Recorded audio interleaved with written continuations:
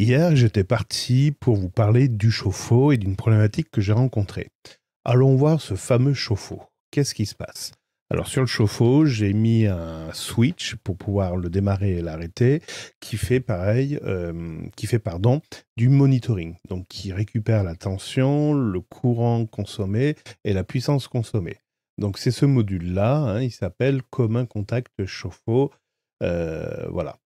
Donc on voit en effet, j'ai bien le compteur d'énergie, donc le cumul de la puissance consommée, et j'ai également la puissance consommée de manière instantanée. Là, à l'heure qu'il est, le chauffe-eau ne s'est pas mis en route, mais si on regarde l'historique, il s'est mis en route le 30 octobre et il s'est arrêté à 1h50. On peut afficher un peu plus d'historique si on regarde ce mois-ci en train de se charger. Voilà, on voit que concrètement, il consomme 3000 watts. Oui, je me souvenais plus. Et il se met en route de manière régulière. Tiens, le 5 il s'est pas mis en route. C'est peut-être pour ça que j'ai eu de l'eau froide le lendemain. Par contre, je voulais vous montrer autre chose sur ce chauffe-eau. Enfin, sur ce compteur. C'est le calcul de l'énergie.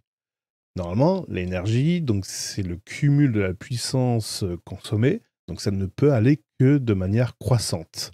Donc, à 23 heures, ma consommation a commencé. C'est à l'heure à laquelle l'heure creuse a commencé.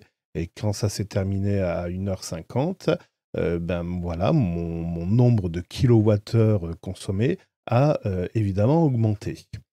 Si on regarde sur le mois, on s'aperçoit, par exemple, la tranche du 17 octobre au 21, on va zoomer, du 17 au 21 octobre, on voit que la consommation, donc le cumul de la puissance consommée, était à un certain niveau, puis est monté à un autre niveau, puis est redescendu, puis est remonté et redescendu, etc., etc. En fait, le module qui me permet de calculer la puissance a complètement déconné. Par quoi ça s'est traduit? Je vais vous le montrer, hein, la consommation du 18. On va aller dans énergie, on va aller sur le 18 octobre. Qu'est-ce qui s'est passé pour le 18 octobre?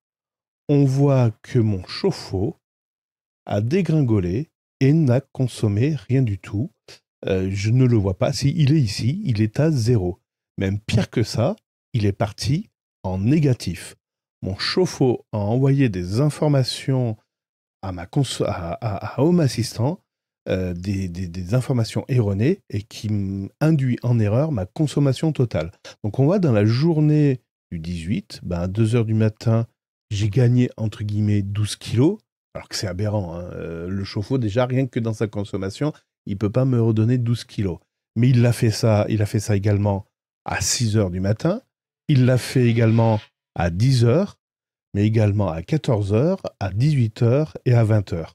Donc 12 kilos multipliés par 6 valeurs comme ça, concrètement, les indications que j'ai pour le 18 octobre est complètement farfelu. J'ai du mal à savoir pourquoi ce module me fait ce genre de blague. Je n'ai aucune idée. Alors pour tout vous dire, j'ai failli prendre le module et le jeter, parce que ça faisait déjà un moment. Si je regarde cette année-là, en fait, il me l'a fait à partir de fin septembre. Tout le mois d'octobre, il me l'a fait. Donc voilà, j'étais prêt à le prendre et à le jeter. Et là, il s'est remis à fonctionner de manière un peu plus cohérente. Voilà, donc faites attention à ce que vous renvoie les modules Zigbee que vous pouvez acheter pour calculer la consommation. Ayez un œil critique sur les informations que vous recevez pour mieux comprendre. Vous voyez, là, en gris, c'est un autre module pareil qui m'a fait un caca nerveux et qui m'a envoyé également des informations négatives. Tout est rentré dans l'ordre. Aujourd'hui, j'ai plus de consommation négative, mais je peux avoir le problème dès demain. Il peut de nouveau se reproduire.